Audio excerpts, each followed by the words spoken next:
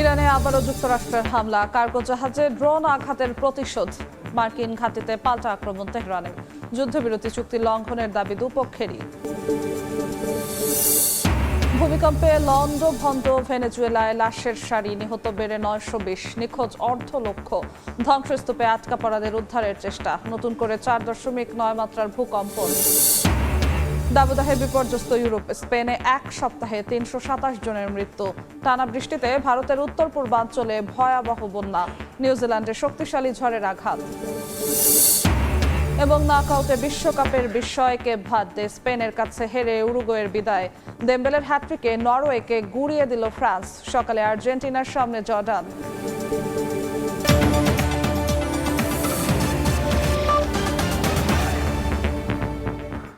আন্তর্জাতিক সময়ের সঙ্গে আছি আমি জিন্নাতারা যশোয়া।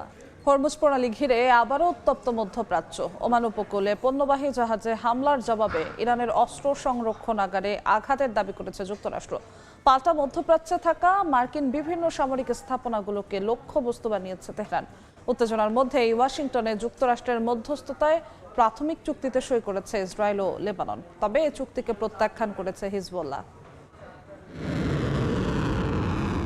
হরমুজ প্রণালীতে পণ্যবাহী জাহাজে হামলার অভিযোগ তুলে ইরানের ক্ষেপণাস্ত্র, ড্রোন সংরক্ষণাগার ও উপকূলীয় রাডার স্থাপনায় আক্রমণ চালিয়েছে যুক্তরাষ্ট্র। হামলার পর ইরানের কেশম দ্বীপ ও সিরিক এলাকায় বিস্ফোরণের খবরও পাওয়া যায়। পাল্টা আইআরজিসি জানায়, উপসাগরীয় অঞ্চলে মার্কিন সামরিক স্থাপনাগুলো লক্ষ্যবস্তু করা হয়েছে।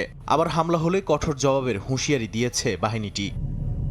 মার্কিন প্রেসিডেন্ট জাহাজে হামলাকে সমঝোতা স্মারকের লঙ্ঘন বলে মন্তব্য করেছেন। ভাইস প্রেসিডেন্ট জেডি ভ্যান্স বলেন, সমঝোতা বাস্তবায়ন নিয়ে আপত্তি থাকলে আলোচনার পথ খোলা আছে, তবে হামলার জবাব সহিংসতার মাধ্যমেই দেয়া হবে বলেও সতর্ক করেন তিনি। অন্যদিকে আইআরজিসির অভিযোগ, যুক্তরাষ্ট্রই নিজেদের প্রতিশ্রুতি ভঙ্গ করেছে। এমন উত্তেজনার মধ্যেই ওয়াশিংটনে যুক্তরাষ্ট্রের মধ্যস্থতায় প্রাথমিক চুক্তিতে সই করেছে ইসরায়েল ও লেবানন। মার্কিন পররাষ্ট্রমন্ত্রী মার্কো রুবিওর উপস্থিতিতে দুই দেশের রাষ্ট্রদূত নথিতে স্বাক্ষর করেন। 14 দফার এই চুক্তিতে বলা হয়েছে, লেবাননের সেনাবাহিনী ধীরে ধীরে নিরাপত্তার পূর্ণ দায়িত্ব নেবে, সশস্ত্র গোষ্ঠীগুলো নিরস্ত্র করা হবে।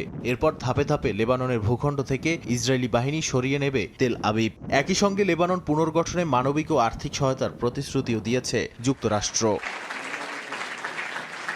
তবে চুক্তি ঘিরে মতভেদও স্পষ্ট।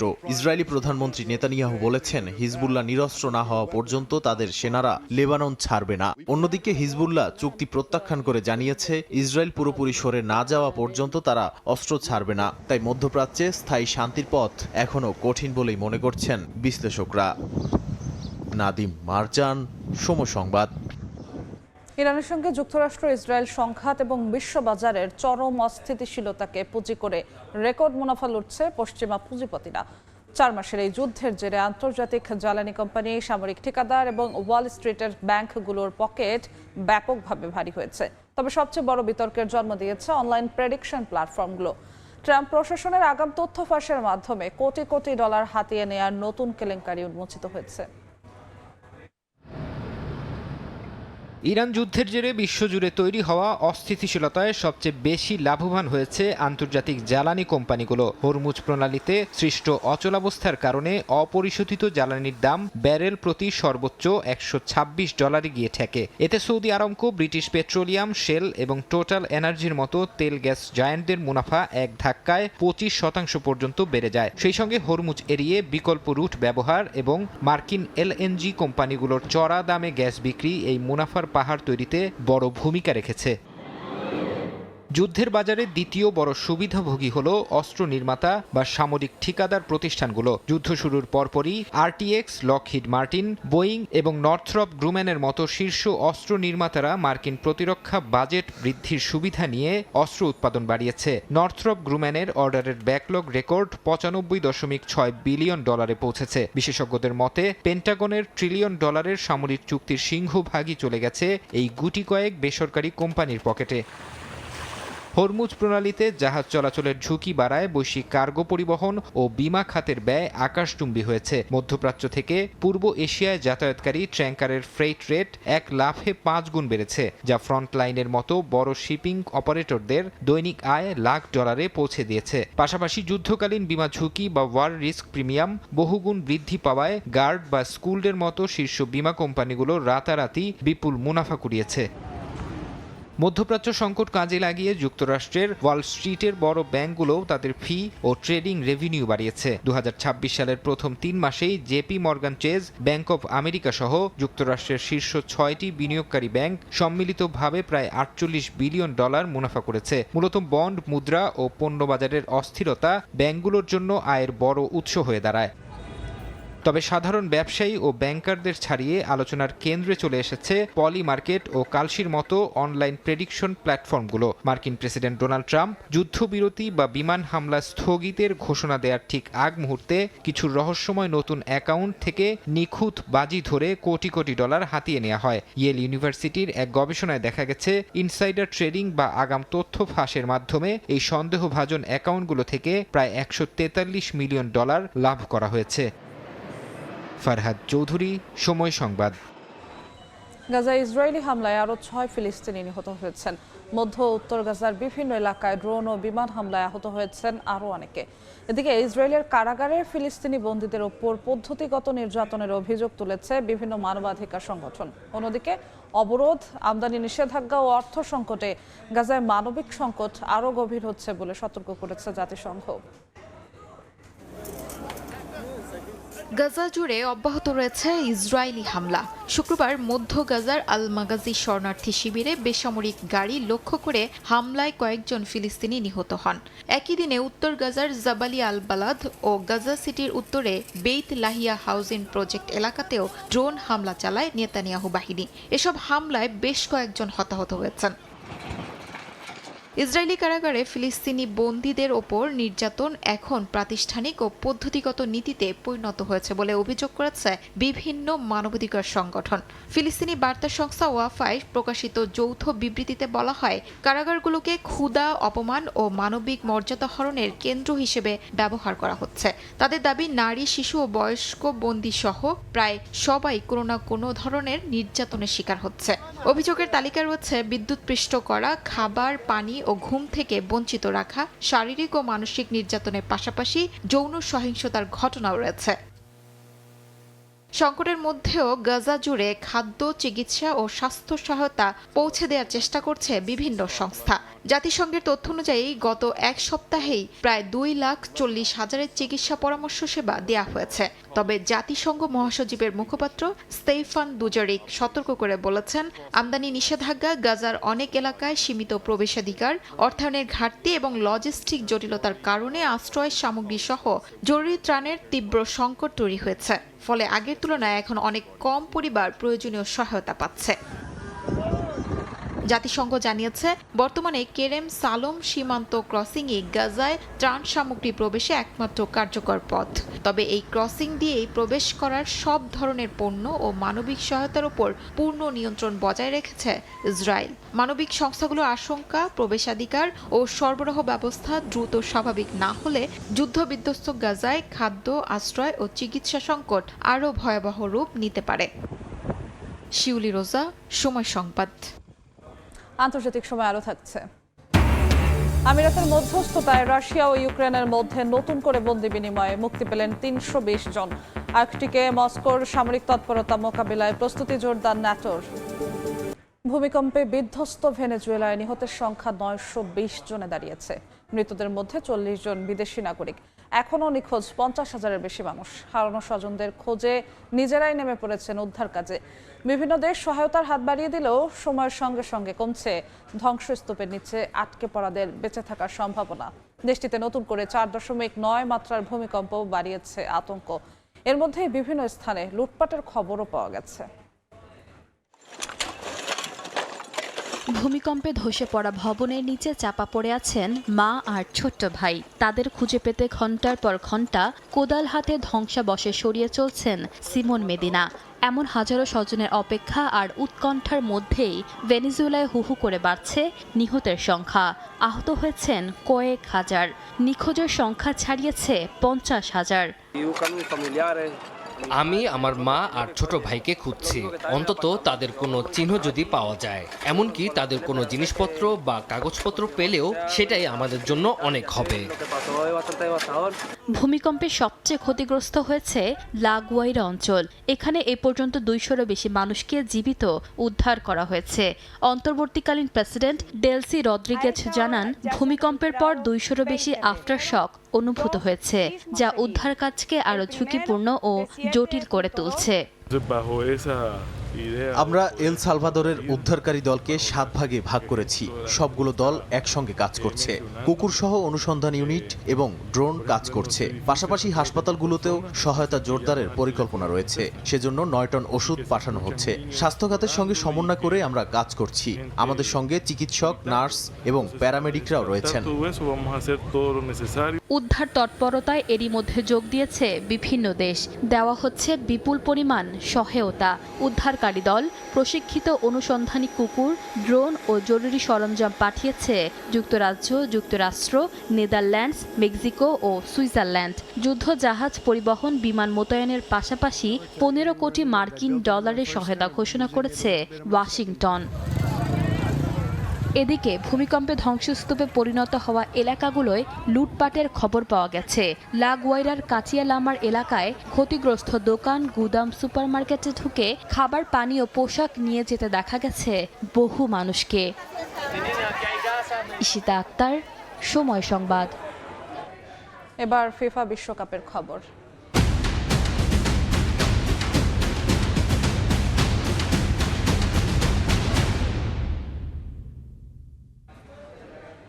প্রথমবার বিশ্বকাপে অংশগ্রহণ করে ইতিহাস গড়ল কেপ ভার্দে। সবচেয়ে কম জনসংখ্যার দেশ হিসেবে নকআউট পর্বে আফ্রিকার দেশটি।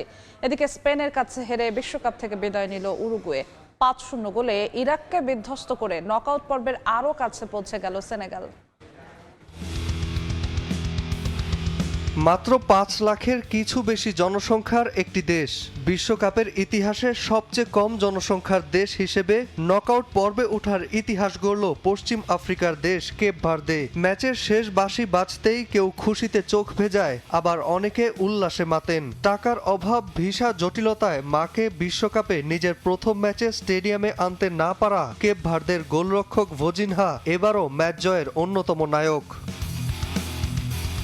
গ্রুপ পর্বে দুর্দান্ত লড়াই করে ফুটবল বিশ্বকে তাক লাগিয়ে দিয়েছে কেপ ভার্দে। প্রথম ম্যাচেই সাবেক বিশ্ব চ্যাম্পিয়ন স্পেনের বিপক্ষে 0-0 গোলে ড্র করার পর দ্বিতীয় ম্যাচে 2 বার পিছিয়ে পড়েও উরুগুয়ের সঙ্গে 2-2 গোলের সমতা আনে তারা। আজ ইতিহাস গড়তে প্রয়োজন ছিল আরও একটা ড্র। সৌদির বিপক্ষে ম্যাচে প্রথমার্ধের যোগ করার সময়ে মোহাম্মদ কানোর হেড দারুণভাবে রুখে দেন ভোজিনহা। কেপ ভার্দেও একাধিক সুযোগ তৈরি করেছিল। 50তম মিনিটে কেভিন পিনার দূরপাল্লার শট অল্পের জন্য ক্রসবারের ওপর দিয়ে চলে যায়। নকআউটে প্রতিপক্ষ হিসেবে আর্জেন্টিনাকে পেয়েছে কেপ ভার্দে। এদিকে বিশ্বকাপে টিকে থাকতে জয়ের বিকল্প ছিল না উরুগুয়ের, কিন্তু বাঁচা মরার সেই ম্যাচে স্পেনের সামনে দাঁড়াতেই পারল না দলটি। 1-0 গোলে হেরে গ্রুপ পর্ব থেকেই বিদায় নিতে হয় দুবারের বিশ্ব চ্যাম্পিয়নদের। অন্যদিকে এই জয়ে গ্রুপ এইচ চ্যাম্পিয়ন হয়ে দাপটের সাথে শেষ 32-এ পা রাখল স্পেন। 42তম মিনিটে নিজেদের বক্সের ভেতর বল নিয়ন্ত্রণে বড় ভুল করেন অভিজ্ঞ গোলরক্ষক ফার্নান্দো মুসলেরা। সেই সুযোগ লুফে নেন midfielder Alex Baena. Group champion হওয়া স্পেনের প্রতিপক্ষ হতে পারে অস্ট্রিয়া বা আলজেরিয়ার মধ্যে যে কোনো এক দল। এদিকে ইরাককে 5-0 গোলে উড়িয়ে বিশ্বকাপে শেষ 32 নিশ্চিতের দ্বারপ্রান্তে সেনেগাল। প্রথম আফ্রিকান দেশ হিসেবে বিশ্বকাপে 5 গোলের রেকর্ড গড়ল সেনেগাল। প্রথমার্ধে 1-0 গোলে এগিয়ে থাকা সেনেগালকে বিরতির পর কিছুটা ধুঁকতে হলেও 56 মিনিটের পর মাত্র 26 মিনিটের এক বিধ্বংসী ঝড়ে আরও 4টি গোল করে ইরাককে ম্যাচ থেকে পুরোপুরি ছিটকে দেয় সাদিও মানের দল। নাজমুল হাসান পুলক, সময় সংবাদ। বিশ্বকাপ ইতিহাসের দ্বিতীয় দ্রুততম হ্যাট্রিকে ফ্রান্সকে বড় জয় উপহার দিলেন ব্যালন ডি'র জয়ী তারকা উসমান দেমবেলে। নরওয়েকে 4-1 গোলে উড়িয়ে দিয়ে গ্রুপ চ্যাম্পিয়ন হয়ে নকআউটে ফ্রান্স। তৃতীয় বিশ্বকাপ শিরোপার স্বপ্নে বিভোর ফরাসিরা। বড় পর্দায় ফ্রান্স নরওয়ে ম্যাচ দেখে প্যারিসের রাস্তায় জয় উদযাপন করেন সমর্থকরা। আরও জানাচ্ছেন লুৎফুর রহমান বাবু। এবারের বিশ্বকাপে গ্রুপ চ্যাম্পিয়ন হয়ে হট ফেভারিট ফ্রান্স তাদের নিজেদের শক্তিমত্তার পরিচয় দিয়েছে এই ম্যাচে। শুরু থেকে আক্রমণাত্মক খেলে ফ্রান্স। প্রথমার্ধেই 3 গোল দিয়ে বসে তারা নরওয়েকে। প্রথমার্ধে 1 গোল পরিশোধ করে নরওয়ে। দ্বিতীয়ার্ধেও তারা বেশ কয়েকটি সুযোগ পেলেও শেষ পর্যন্ত সেই সুযোগগুলো তারা কাজে লাগাতে পারেনি। এদিকে গ্রুপ পর্বে চ্যাম্পিয়ন হয়ে নকআউট পর্বে যাওয়া ফরাসি ফুটবল দলের জয়ে উচ্ছ্বাস আনন্দ প্রকাশ করেছেন ফুটবল সমর্থকরা। The good players with that, and we are very confident. Excited to see very good players. And we have to win it this time, eventually against Argentina to get our revenge. And anyway, it's nice to be here. গতবার না পারলেও এবার তারা cup নিয়ে ঘরে ফিরবে, এমনটাই প্রত্যাশা ফরাসি ফুটবল সমর্থকদের। অনেকদিন পর এত সুন্দর একটা ম্যাচ দেখলাম যে কল্পনাতীত। এতে মনে হয় যে ফ্রান্স আগামী বিশ্বকাপ আমাদের ফ্রান্সে আসতেছে। দেমবালে যে হ্যাটট্রিক করেছে তাকে স্বাগত জানাচ্ছি। আমরা আশাবাদী এবারকার বিশ্বকাপ আমরা জিতবো। আলেলো ফ্রান্স, বিবলো ফ্রান্স। রক্ষণভাগ এবং আক্রমণভাগ মিলিয়ে বেশ শক্তিশালী এবারের ফরাসি ফুটবল দল। ফ্রান্সের প্যারিস থেকে মোহাম্মদ লুৎফুর রহমান বাবু, সময় সংবাদ। গ্রুপ পর্বের শেষ ম্যাচে জর্ডানের মুখোমুখি হচ্ছে আর্জেন্টিনা। নকআউট পর্ব নিশ্চিত হওয়ায় ম্যাচটি কেবলই আনুষ্ঠানিকতার, তাই স্কোয়াডে আসছে অন্তত 7টি পরিবর্তন। তারপরও জয়ের লক্ষ্য স্ক্যালোনি বাহিনীর। অন্যদিকে বিশ্বকাপ সম্ভাবনা শেষ হয়ে গেলেও জর্ডান অপেক্ষায় চমকের। ডালাস থেকে আরও জানাচ্ছেন এস এম ইকবাল। একেবারে নির্ভর টিম আর্জেন্টিনা জর্ডান ম্যাচের আগে এক ম্যাচ হাতে রেখে নিশ্চিত হয়েছে নকআউট পর্ব, তাই স্ক্যালোনি ম্যাচটাকে নিয়েছেন সাইড বেঞ্চ পরীক্ষার মঞ্চ হিসেবে। অন্তত 7 ফুটবলারের এই ম্যাচটি হতে পারে বিশ্বকাপ অভিষেক। সেন্টার ব্যাকে ওতামেন্ডিকে সঙ্গে নিয়ে মাঠে নামছেন সেনেসি। লেফট ও রাইট ব্যাক দুই পজিশনে আসছে পরিবর্তন। মিডফিল্ড ও অ্যাটাকিং এও দেখা যাবে নতুন মুখ, এমনকি শুরুর একাদশে থাকছেন না লিওনেল মেসিও। লিওনেল মেসিকে নিয়ে সবার আগ্রহ, সে খেলছে কিনা। আপনারা এমন প্রশ্ন করবেন, স্বাভাবিক। জর্ডানের বিপক্ষে সে হয়তো খেলবে, কিন্তু শুরুর একাদশে থাকছে না এটা নিশ্চিত। এই ম্যাচে আমরা অনেককেই সুযোগ দেব, আমার বিশ্বাস তারা ভালো করবে। বিশ্বকাপের প্রথম 2 ম্যাচ হেরে মিশন শেষ করেছে জর্ডান। আর্জেন্টিনা ম্যাচটা তাদের কাছে কেবলই আনুষ্ঠানিকতার, তাই কোনো চাপ না নিয়ে বর্তমান বিশ্ব চ্যাম্পিয়নদের রুখে দিতে মরিয়া বিশ্বকাপের নবাগত দেশটি। এটা ঠিক, আমাদের বিশ্বকাপ শেষ, তবে মিশন এখনো শেষ হয়নি। আমরা যদি আর্জেন্টিনাকে হারিয়ে দিতে পারি বিষয়টা দারুণ হবে, তবে কাজটা সহজ হবে না। আমাদের চেষ্টার কমতি থাকবে না। এর আগে কখনোই আর্জেন্টিনার বিপক্ষে খেলার অভিজ্ঞতা নেই জর্ডানের।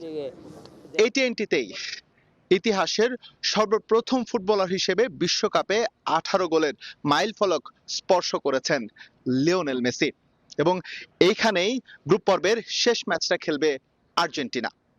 যদিও এই ম্যাচে শুরুর একাদশে থাকছেন না বিশ্বের সর্বকালের সেরা ফুটবলার, তবে ভক্তদের মন খারাপ হওয়ার কোনো সুযোগ নেই, কেননা বদলি হিসেবে হলেও জর্ডানের বিপক্ষে ম্যাচে খেলছেন তিনি।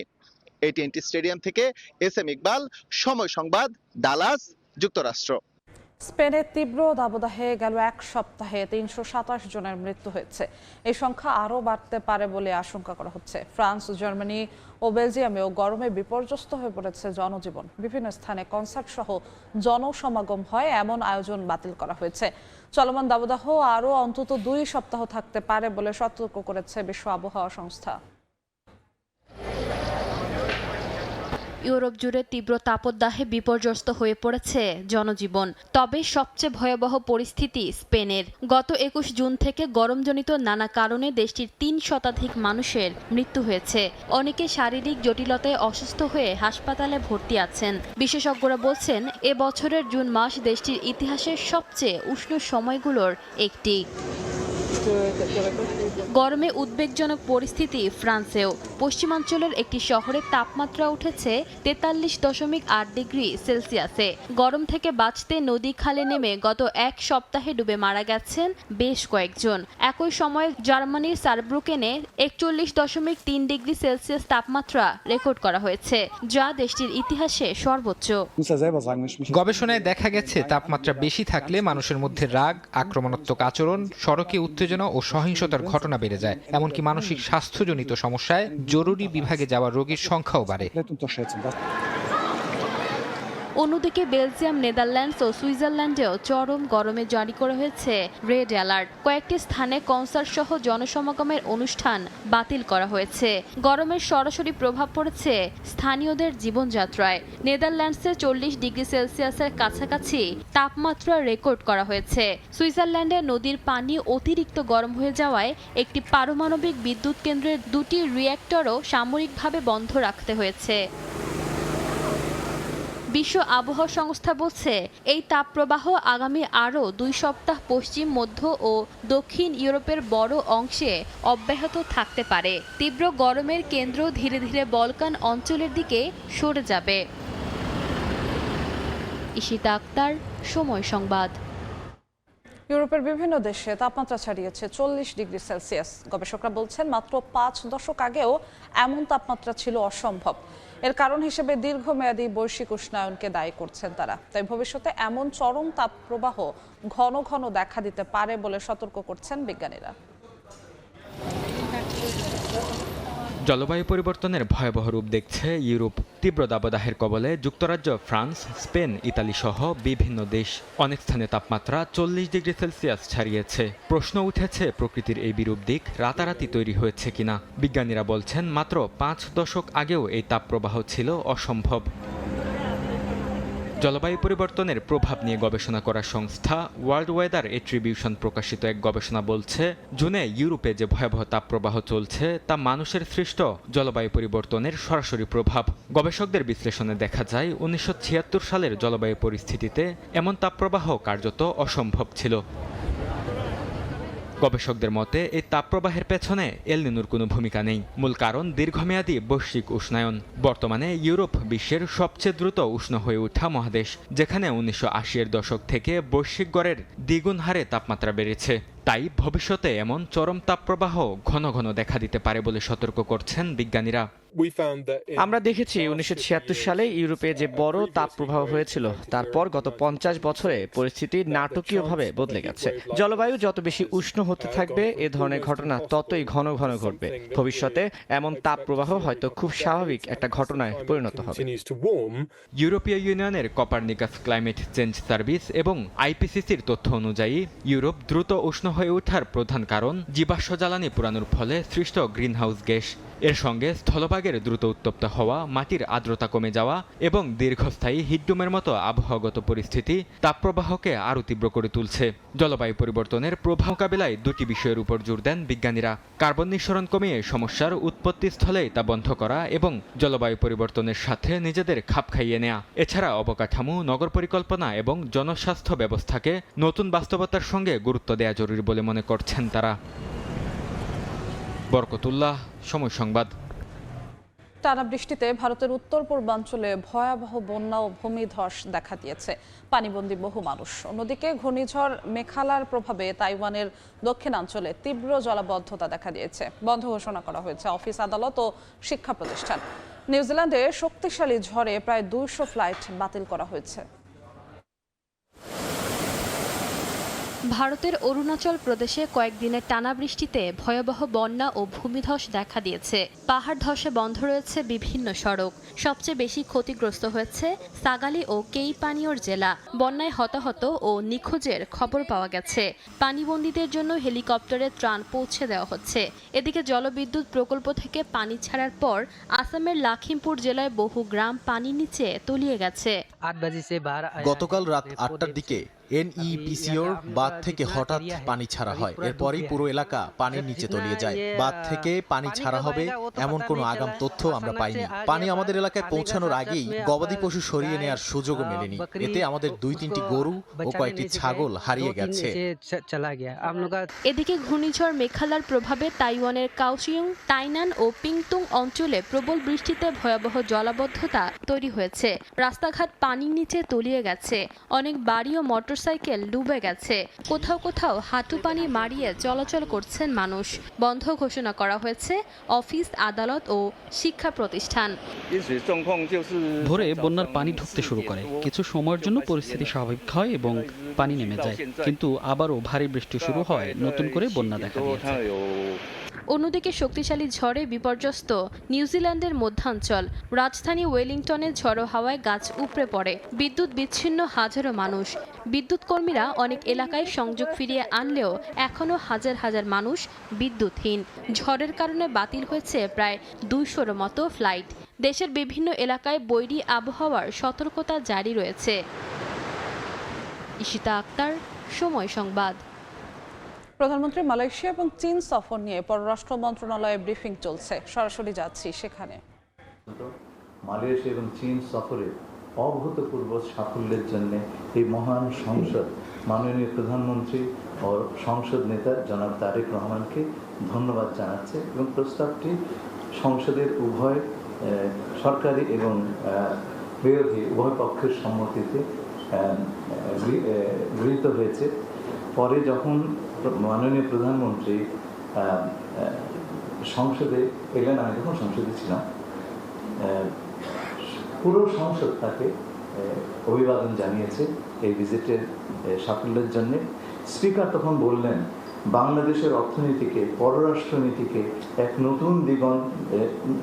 এক নতুন দিগন্তের সূচনা করেছেন আপনি এই সফরের মাধ্যমে। প্রধানমন্ত্রী তখন বললেন, দেশের মানুষ তাদের স্বার্থ রক্ষার দায়িত্ব এই সরকারকে দিয়েছে। আমাদের দলের অবস্থান থেকে আমরা একটি স্লোগান ব্যবহার করি, সেটি হচ্ছে বাংলাদেশ ফার্স্ট বা বাংলাদেশ প্রথম। আমি আমার অবস্থান থেকে আমার দেশের মানুষের স্বার্থ নিয়ে কথা বলার এবং সেই স্বার্থ রক্ষা করার চেষ্টা করেছি। সংসদের পক্ষ থেকে ধন্যবাদ জানানোর জন্যে তিনি কৃতজ্ঞতা প্রকাশ করে সবাইকে বলেন যে এই স্বীকৃতিকে তিনি ব্যক্তিগত স্বীকৃতি হিসাবে বিবেচনা করেন না। এখানে আমাদের কারোই কোনো ব্যক্তিগত কোনো বিষয় নেই। তিনি সংসদকে বলেন, এটি যদি কোনো ভালো অর্জন হয়ে থাকে, এটি বাংলাদেশের অর্জন। এই সফরের মাধ্যমে যদি দেশের মানুষের কোনো অর্জন হয়ে থাকে, সেটি দেশের মানুষের অর্জন।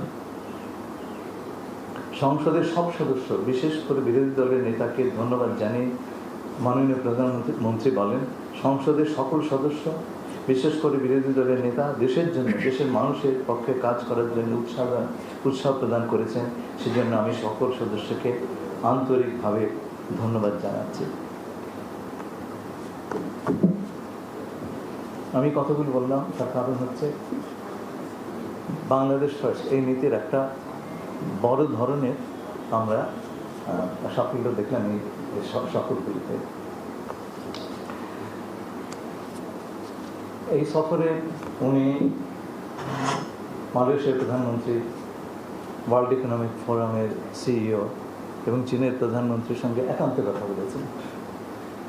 এই পর্যায়ের সফরগুলি কিন্তু পার্সোনাল কেমিস্ট্রি বিল্ড করার জন্য ব্যবহৃত হয় এবং আপনারা দেখলেন কি চমৎকারভাবে এই পার্সোনাল কেমিস্ট্রি তৈরি হয়েছে। আপনারা দেখেছেন সম্ভবত একটা ভিডিও পোস্ট করা হয়েছে যেটার নাম হচ্ছে আমার বন্ধু মহাজাদু জানে। এরকমটা আমরা আগে কখনো দেখিনি। আপনি তাতেই বুঝবেন, ছবিগুলো দেখলেই বুঝবেন যে দুজনের ভিতরে যে মেলবন্ধন সেটা কতটা প্রগাঢ়, সেটা কত গভীর। হ্যাঁ, এবং এটা হচ্ছে আমাদের অগ্রযাত্রার একটা বড় সাক্ষ্য। আমরা যে এগিয়ে যাব, দুই নেতা তারা যে আমাদের দ্বিপাক্ষিক সপক্ষে দাঁড়িয়ে এটাকে সামনে এগিয়ে নিয়ে যাবে। ওই ভিডিওতে আপনার তার পরিচয় পেয়েছেন। বলে না, একটা ছবি হাজারটা স্টোরি বলে, এখানে ওই ছবিটা লক্ষ স্টোরি বলেছে। প্রেসিডেন্ট শি জিনপিংয়ের সঙ্গে আমাদের প্রধানমন্ত্রীর আনুষ্ঠানিক বৈঠক হয়। তারপরে বেশ সময় ধরে তাদের মধ্যে দুজনের মধ্যে আলাপ হয়। প্রেসিডেন্ট শি জিনপিং আরেকজন সরকার প্রধানকে বসিয়ে রেখে আমাদের প্রধানমন্ত্রীর সঙ্গে দীর্ঘক্ষণ আলাপ করেন এবং যার ফল দাঁড়াচ্ছে কি, আমি একটু পড়ে শোনাচ্ছি ওদের ফরেন মিনিস্ট্রি থেকে যেই স্টেটমেন্টটা দেওয়া হয়েছে। President Xi Jinping noted that China has all along attached great importance to the development of China-Bangladesh relations. আমি তাহলে আরেকবার করছি।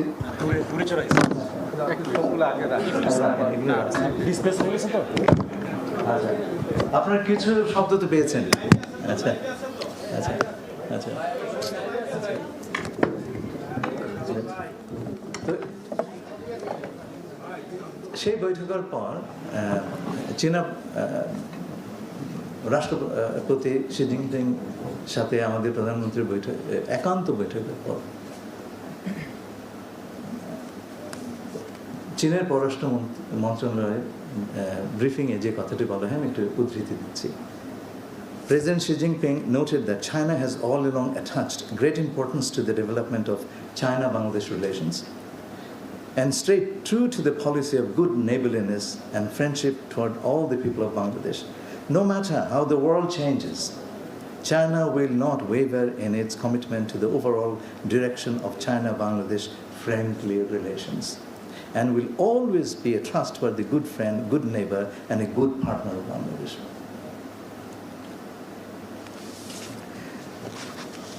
আমি সংক্ষেপে এই তিনটি সফরের উল্লেখযোগ্য অর্জন সম্পর্কে আপনাদেরকে বলবো। এর বাইরেও আমরা কাজ করেছি।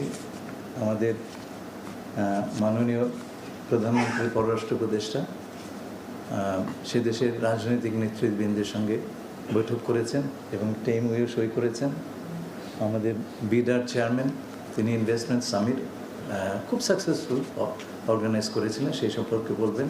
এবং আমাদের দুজন টেরিটোরিয়াল ডিজি ডিরেক্টর জেনারেল এই আমাদের এই সফর আউটকাম নিয়ে বিস্তৃত করবেন আপনাদেরকে।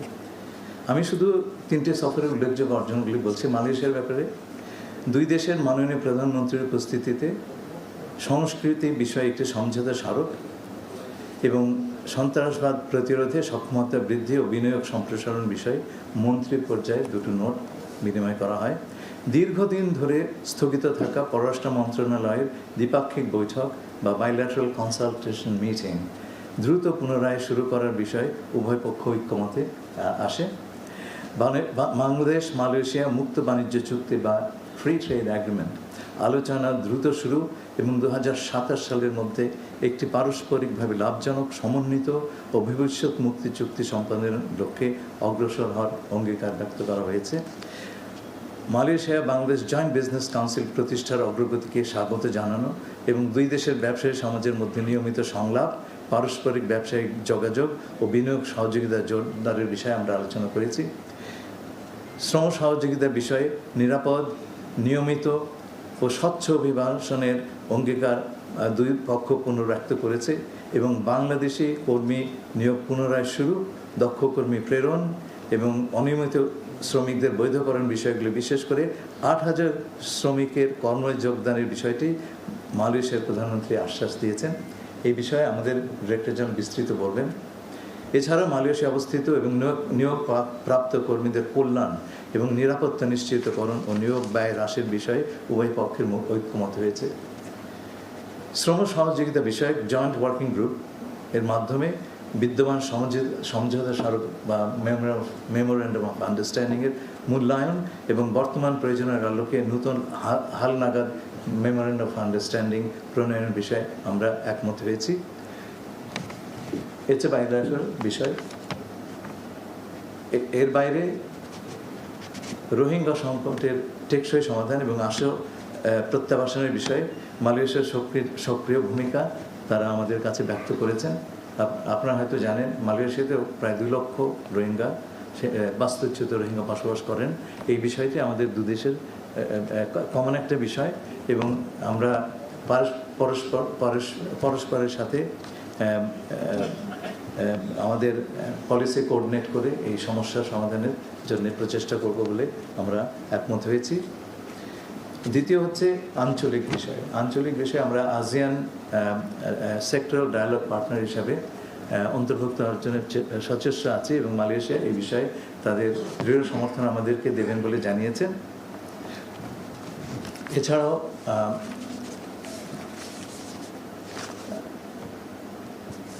অন্যান্য আঞ্চলিক প্রক্রিয়াগুলোতে দুই দেশ একসঙ্গে কাজ করবে বলে আমরা রাজি হয়েছি।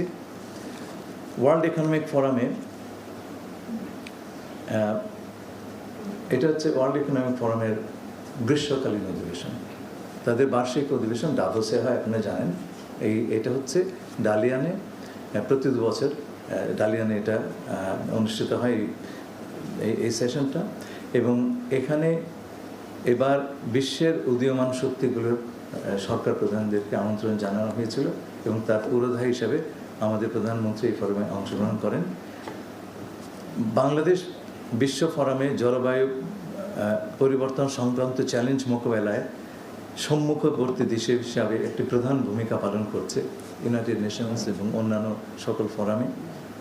এর স্বীকৃতিস্বরূপ মাননীয় প্রধানমন্ত্রীকে এই বিষয়ে এই ফোরামে দিক নির্দেশনামূলক বক্তব্য প্রদানের আহ্বান জানানো হয়। তিনি একমাত্র সরকার প্রধান যিনি এই বক্তব্যটা রাখেন।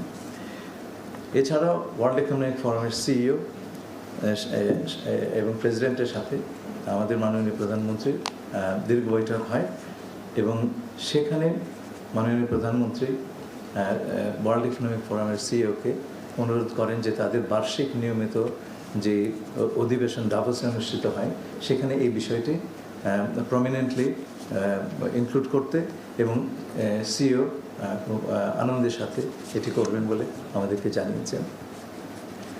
বেইজিংয়ের সফরের বিষয়ে যে প্রধান অর্জন আমি সেগুলো আপনাদের কাছে উল্লেখ করছি। বাংলাদেশ চীন সম্পর্ক কম্প্রিহেন্সিভ স্ট্র্যাটেজিক কোঅপারেটিভ পার্টনারশিপ, এটাই ছিল এতকাল। এটাকে এখন আমরা উন্নীত করেছি China Bangladesh community with a shared future. এটা হচ্ছে চীনের সঙ্গে অন্য দেশের বাইলাটারাল সম্পর্কের সর্বোচ্চ লেভেল এবং এশিয়ার, ল্যাটিন আমেরিকা, আফ্রিকা সহ বিভিন্ন দেশের সাথে চীন তার সবচেয়ে নিকট দেশগুলোর সাথে এই সম্পর্ক তার আছে।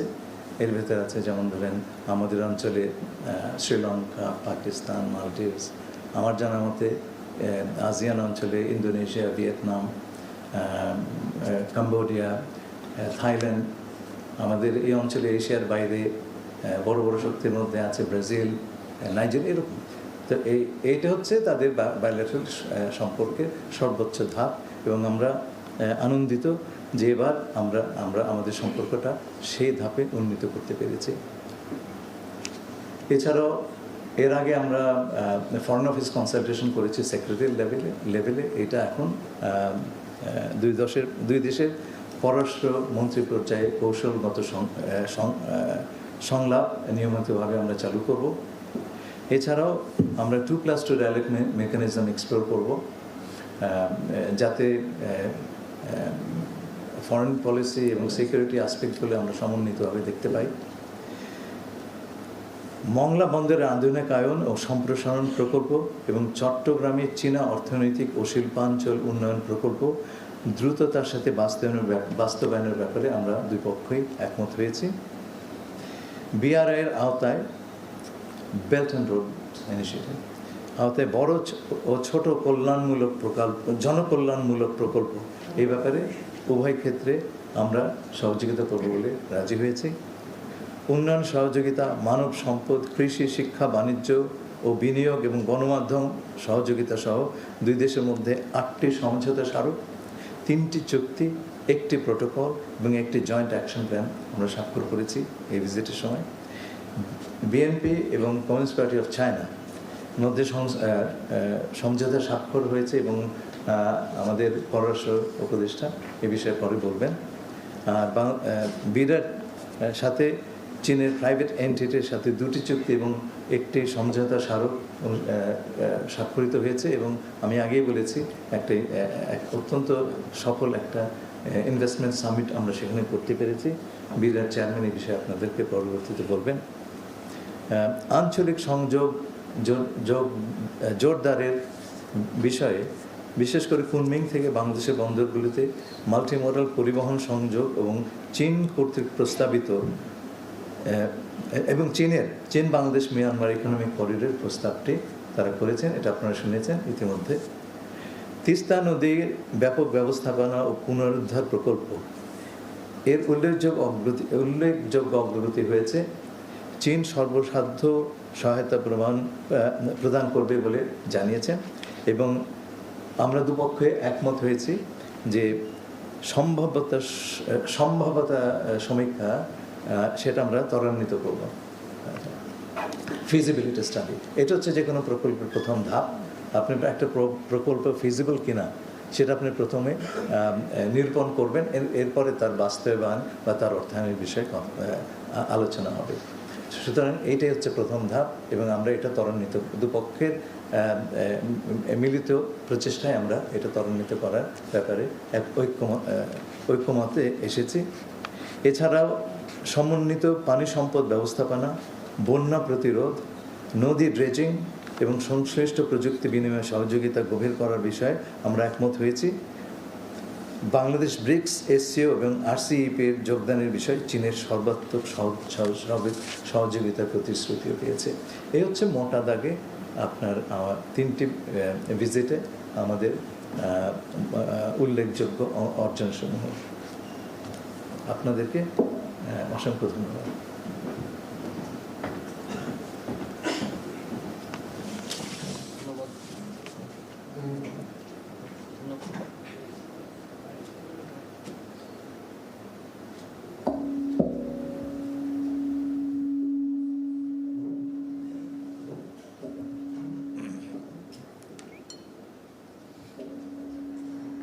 ধন্যবাদ মাননীয় পররাষ্ট্রমন্ত্রী।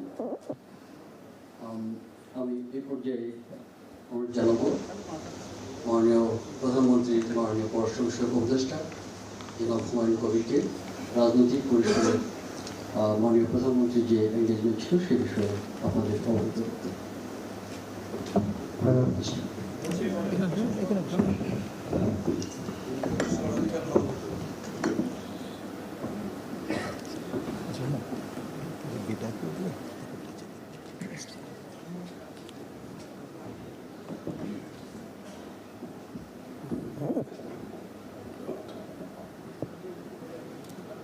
Assalamu alaikum.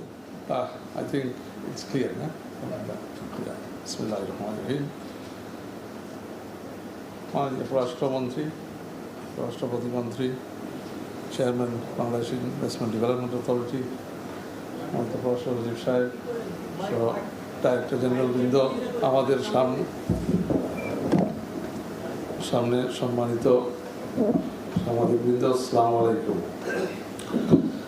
I will give you a brief list of the political summary and significances of both visits and also the participation of the Honorable Prime Minister at the World Economic Forum.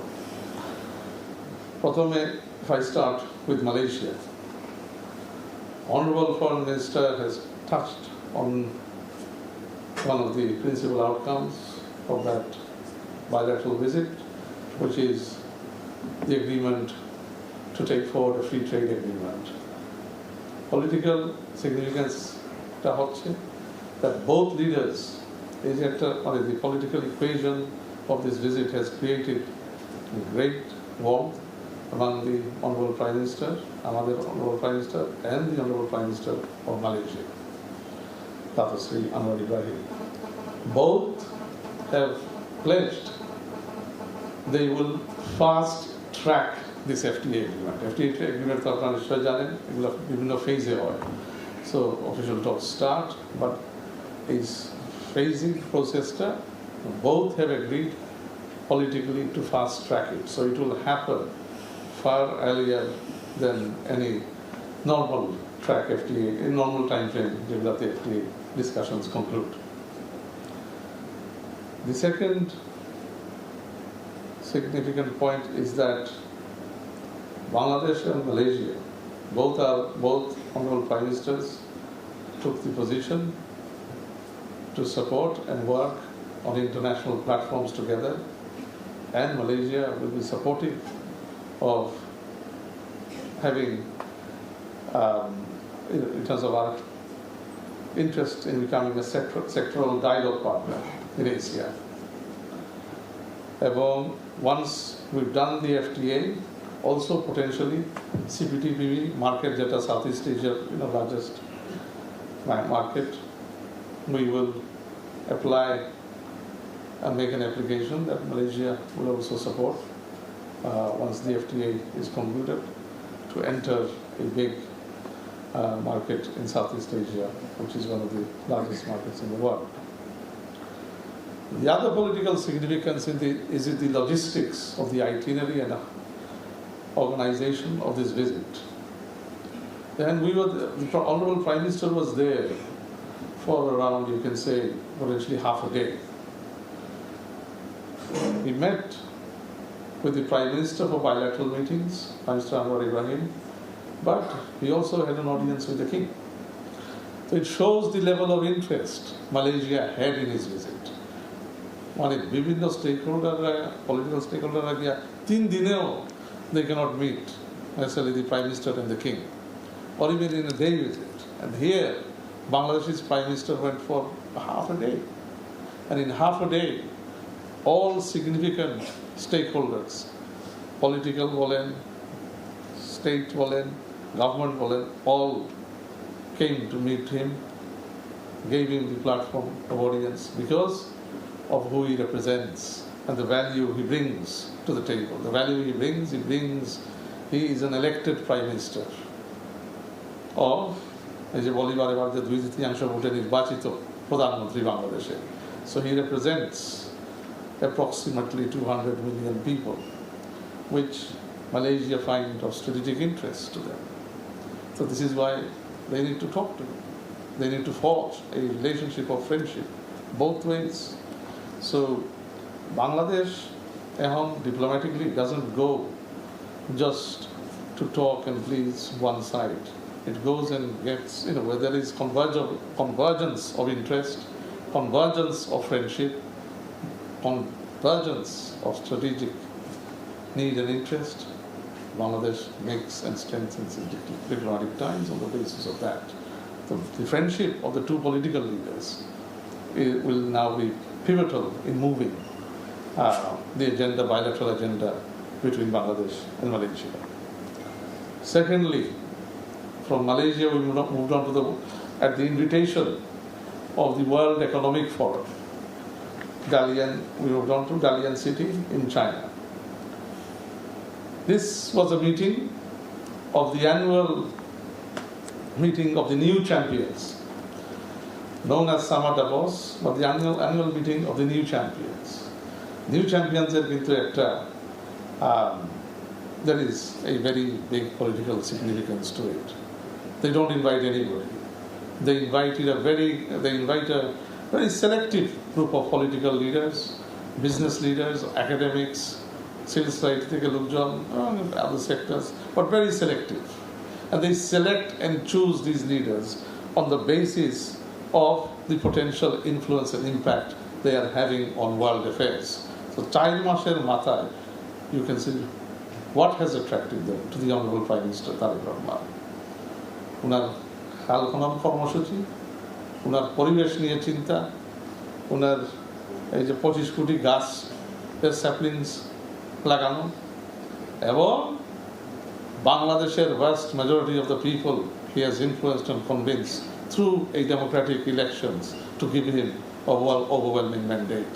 So this has propelled him into an international, regional leader from a great position of strength that the world find attractive. And the World Economic Forum is a forum that brings together topmost world leaders for discussions in various thematic ways. So they invited him to give and be a guest of honor, making a keynote address on climate leadership. So that was the World Economic Forum. Our Honorable Prime Minister has been recognized as a game changer in these areas. Now moving on to the Beijing bilateral political visit in China. Before I go on to the political significance of the political meetings, I would just say that we signed there was a signing of a memorandum of understanding between the Bangladesh Nationalist Party and the Communist Party of China. A historic MOU, first of its kind. Now, আপনারা জানেন যে এই party two party মানে সম্পর্কের সূচনা হয়েছিল শহীদ রাষ্ট্রপতি জিয়া রহমানের সময় থেকে, so that and over the years it became stronger এবং under Deshneত্রী Begum Khaleda Zia also the relations between party and party were cordial, and visits between Chinese leaders and leaders from Bangladesh in between years intensified.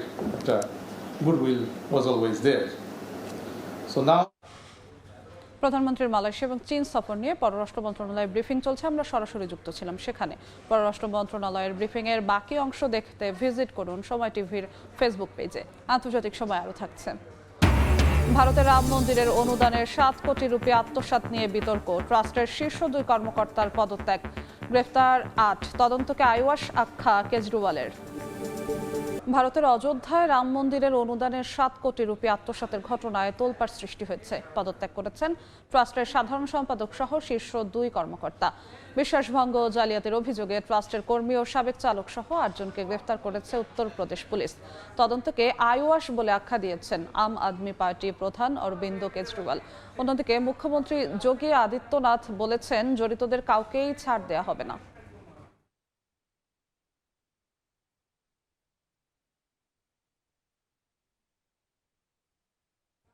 আন্তর্জাতিক সময় শীর্ষ সংবাদগুলো জানিয়ে দিচ্ছি আরেকবার। ইরানে আবারও যুক্তরাষ্ট্রের হামলা, কার্গো জাহাজে ড্রোন আঘাতের প্রতিশোধ, মার্কিন ঘাঁটিতে পাল্টা আক্রমণ, তেহরানের যুদ্ধবিরতি চুক্তির লঙ্ঘনের দাবি দুপক্ষেরই। ভূমিকম্পে লন্ডভন্ড ভেনেজুয়েলায় লাশের সারি, নিহত বেড়ে 920, নিখোঁজ অর্ধ লক্ষ, ধ্বংসস্তূপে আটকা পড়াদের উদ্ধারের চেষ্টা, নতুন করে 4.9 মাত্রার ভূকম্পন।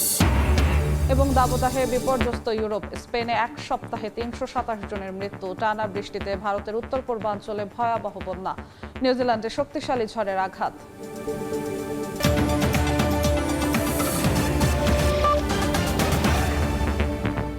এই ছিল আন্তর্জাতিক সময়। দর্শক, বিশ্বকাপ ফুটবলের মহাযজ্ঞ সরাসরি সম্প্রচার করছে সময় টেলিভিশন। দেখতে চোখ রাখুন সময়ের পর্দায়। এরপর বিকেল 5টার সময় সংবাদ নিয়ে সঙ্গে থাকবেন সহকর্মী শবনব নিবিড়। যশো, আপনাকে ধন্যবাদ। বিকেল 5টার সময় সংবাদ নিয়ে আসছে কিছুক্ষণ পরই, সঙ্গেই থাকুন সময়ের।